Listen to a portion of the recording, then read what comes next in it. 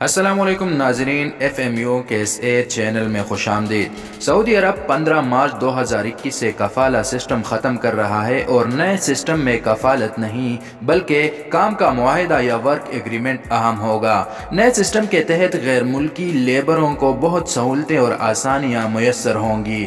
گزشتہ روز سعودی وزارت محنت کی کمیٹی کی جانب سے نئے سسٹم کے حوالے سے ایک سیمینار منعقد کی گئی۔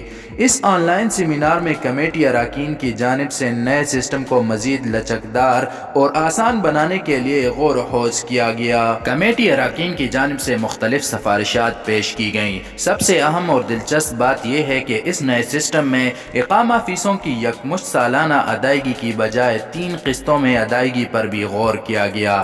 اگر ایسا ہو جائے اور حکومت اس کمیٹی کی سفارشات کو قانونی حیثیت دے تو پھر اقامے کا سالانہ فیس قسطوں میں ادا ہوگا اور اس سے غیر ملکی کارکنوں کو بہت فائدہ ہوگا۔ صرف یہی نہیں بلکہ غیر ملکی افراد کو فیملی ویزے پر موجود اپنے بچوں کے اقامہ فیس کی ادائیگی بھی سالانہ کی بجائے سہ ماہی قسطوں میں ادا کرنے کے متعلق غور کیا گیا۔ وزارت افرادی قوت و سماجی بہبود کے سیکرٹری ستام الحربی نے اس سیمینار میں گفتگو کرتے ہوئے کہا کہ کسی بھی آجر یعنی امپلائر کو یہ حق حاصل نہیں کہ وہ اپنے کارکنان کو اپنے ممالک سفر کرنے سے روکے۔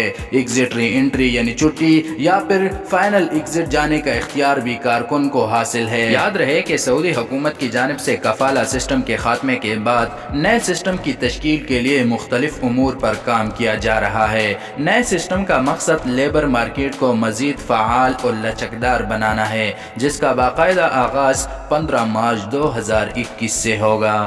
یہ تھی اب تک کی اپڈیٹس۔ سعودی عرب سے مصدقہ خبروں اور درست معلومات جاننے کے لیے اس چینل کو سبسکرائب کر کے بیل آئیکن کو دبائیں۔ اللہ حافظ و ناصر۔